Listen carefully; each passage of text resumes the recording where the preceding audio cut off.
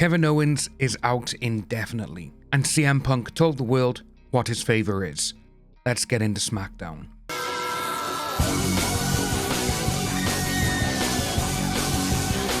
CM Punk made his way to the ring and the hometown crowd went nuts. We got some Punk Cam at the start, and then we got into some damn good promo. He told us that he wasn't supposed to be here and that at his birth he had the umbilical cord wrapped around his neck and he should have gone there. But he ran through a shopping list of people who said he shouldn't be here. Then he said he's earned it. He then said he's the main event of WrestleMania, and then he mocked The Rock by smacking his arm for the goosebumps. Great little spot. He then thanked his wife AJ Lee and his puppy Larry, which got a great response. Then he said he was going to kick Rollins and Reigns' ass, then good old Paul Heyman came on out. He went through the accomplishments that Punk has done since coming back to the WWE, and he wanted to know what the favor was that he owes him.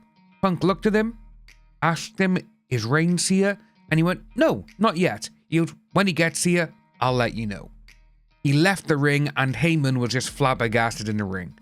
It was a good promo, great points, and it's always great seeing Heyman and Punk in the ring together, because these two, they just make magic on the mic. Our first match of the night, folks, was NXT Tag Team Champion Nathan Frazer going against the debuting Rey Fenix. I have been waiting to see this guy in a WWE ring for so long, and I am so happy that it's finally here. The crowd reaction to Rey's entrance was absolutely incredible, and this entire match was just, oh my god, one of the best matches I have seen in a long time. Just the opening was fast-paced and chaotic.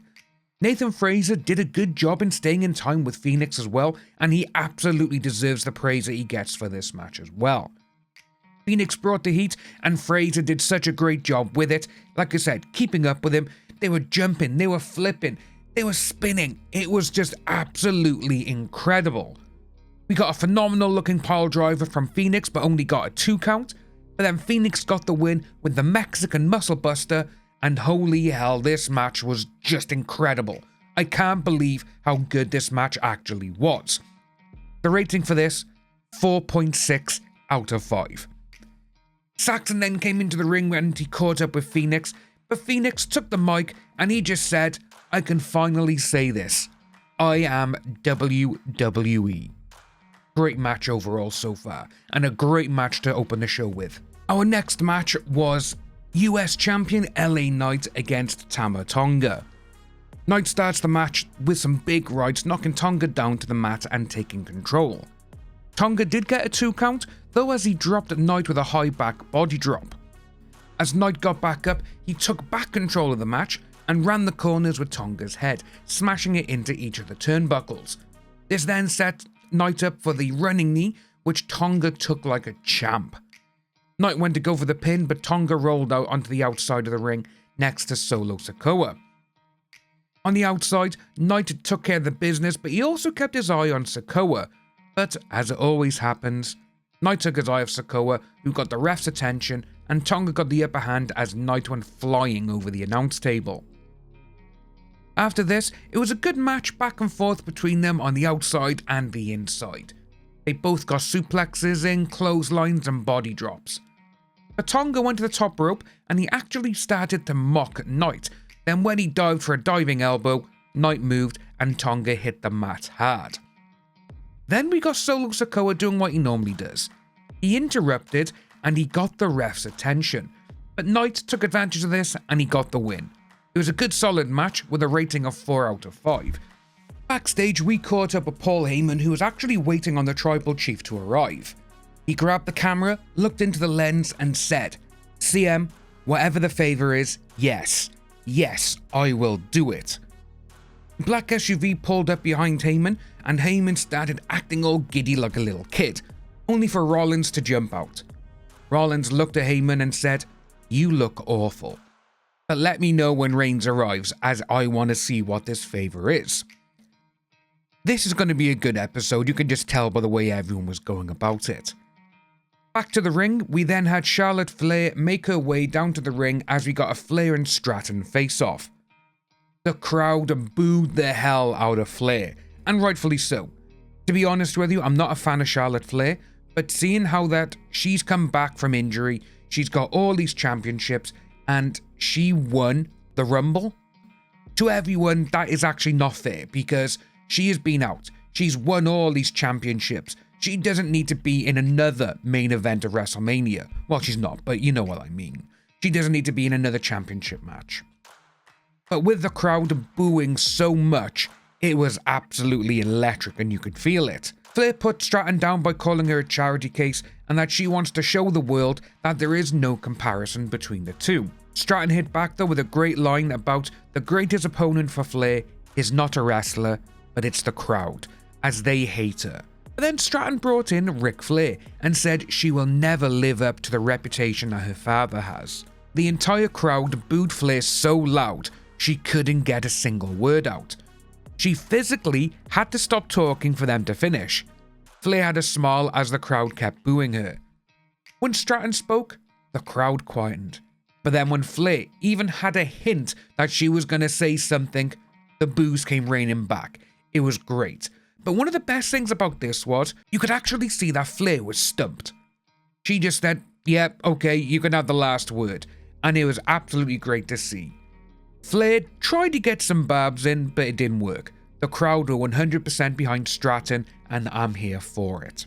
Our next match on the card, folks, was the #1 contenders match for the Tag Team Championships between Motor City Machine Guns and DIY. Now for this one, I think we all pretty much know that whenever these two teams get in the ring, it's always going to be good and it's always like watching poetry in motion. DIY took the reins of the match at the very start. They got some good hits in, and Ciampa used the ropes for a pin, but Charles Robinson actually found out. Ciampa then had his head rammed into an exposed turnbuckle, which Motor City got the win to face the Street Profits, which is actually really great to see. For me, this match rating was a 4.2 out of 5. Again, when these two teams get in the ring together, you are always going to get a great match. Sadly, we can't say that about our next one, which was B-Fab against Naomi. I never had much hope in this match either, but it was over in less than 1 minute. As Naomi was celebrating, Jade Cargill attacked her from behind, but security turned up, as they always do. We then got the matchup of these two at WrestleMania finally being official, and I cannot wait to see that match. Sadly, on Smackdown, they've kinda underutilized Jade and Naomi with this whole thing. But the match rating for this one, for B-Fab against Naomi, is a staggeringly low 1.9 out of 5. Now, what came up next was actually something just sad. It was horrible to see, and that's mostly because us fans have seen this happen so many times, and sometimes we never see him again. Kevin Owens came out to the ring and said that he has to go away for a bit as he has to get neck surgery, and he doesn't know if he'll be back due to it. He's been suffering a serious neck injury now for the past 4 months, which it could be around Christmas time when something happened to him. But he said though that he has done this for 25 years and he's always been lucky, but now he is paying the price for it. Up until this point, he's been lucky not to have any serious injuries and doesn't need surgery, but it's finally got to him. This does suck, because at Mania, obviously now, the match is off between Owens and Orton, and Kevin Owens, when he's in the right mindset, his matches are just some of the best ever to be put on. It just sucks to see this, and I hope he gets better soon and the surgery is a success. We then had Orton's music hit and he came down. Owens made his way out to the ring though, and you could just see they just looked at each other, and you could see that there was just respect there. In the ring, SmackDown GM was just like, well, Orton, sorry about this, but you haven't got a match at WrestleMania. As he did that, Orton just hit the RKO out of nowhere, and he just looked at the sign, and now this is going to be an interesting angle, as we only have 15 days until WrestleMania. Who is Orton going to have a match with at Mania? Because you can't have WrestleMania if a fit and healthy Orton is there. Maybe inject him into the US Championship? Make it a 4-way between Knight, Strowman, Fatu and Orton? Who knows, but I'll be very glad to see what happens here. Next up was the last man standing.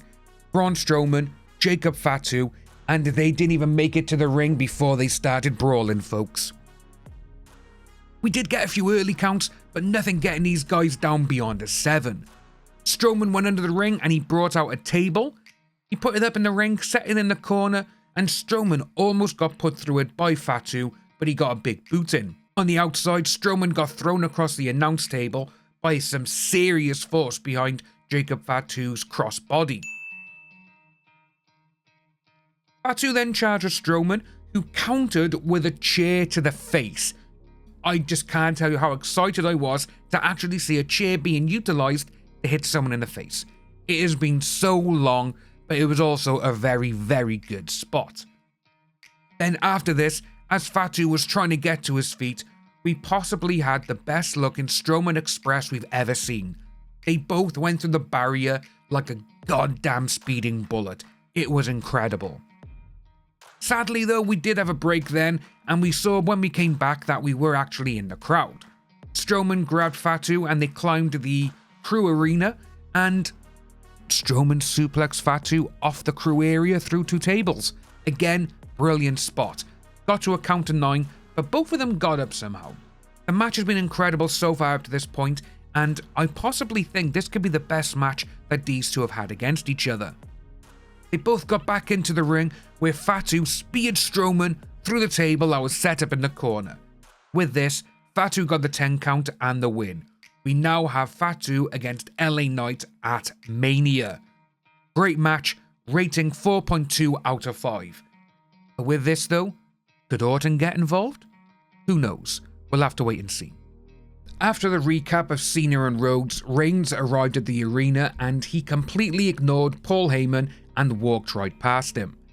They made their way straight down to the ring and Reigns actually cut his music short. On the mic, Reigns asked if his wise man, is Punk still here? And Heyman, yes, my tribal chief. Reigns then shared a secret with the crowd, saying that Punk wouldn't be back in the WWE if it wasn't for him. He wouldn't even be in the main event of WrestleMania without him. He then called out Punk as he wants to get to the bottom and know what this favor is. But instead, we had Seth Rollins coming out, all smiles, and he even patted Heyman on his ass. That was actually a really fun spot to look at. On the mic, Rollins tells Reigns that he underestimates Punk, and he's in the main event because of him. With this as well, obviously Rollins brought up the Madison Square Garden cage match. He couldn't let him finish him. He also brought up the War Games, where he shook hands with CM Punk instead of stomping his head in. But Reigns backfires then and says that Rollins doesn't know about loyalty. He's always been out for himself. He's never cared for anyone other than himself. At the end of this, Punk made his way down. And then Punk told the favor. And the favor? He's having Paul Heyman in his corner at WrestleMania. Reigns laughed at this because he looked up Heyman. Heyman was just being very sheepishly. But Rollins knew what was going to happen here and Rollins just could not stop laughing. Reigns looked at Heyman and said, wise man, look at him and tell him no. But we knew exactly what was going to come of this. Heyman started to cry and Reigns told him, wipe those tears away and tell him no. But then, all we got was Heyman go, no, my tribal chief, I cannot say that to him. Reigns then put his hands on Heyman and pushed him into the corner, only for Punk to attack Reigns and give him the GTS. Rollins and Punk stared each other down with Rollins just smiling and laughing as the show went off the air. This was a great segment, Heyman and Punk together and Reigns is just out cold on the mat. This was just so good, and I can see it going forward at Mania. If Heyman is in Punk's corner and Reigns about to get the win, who knows, Punk may get some kind of assistance from Heyman. I'm just saying. But it was just a great show overall. Over the last few weeks, Smackdown has seemed to have gone on for a little bit long with some filler stuff that was boring, but the last 2 weeks the shows have been solid. We had great matches, sad announcement from Kevin Owens, but a banger of a closing segment with Punk telling the world his favor. Overall show rating from me this week is 8.9 out of 10. Like and subscribe, folks, and we'll see you Tuesday for Monday Night Raw.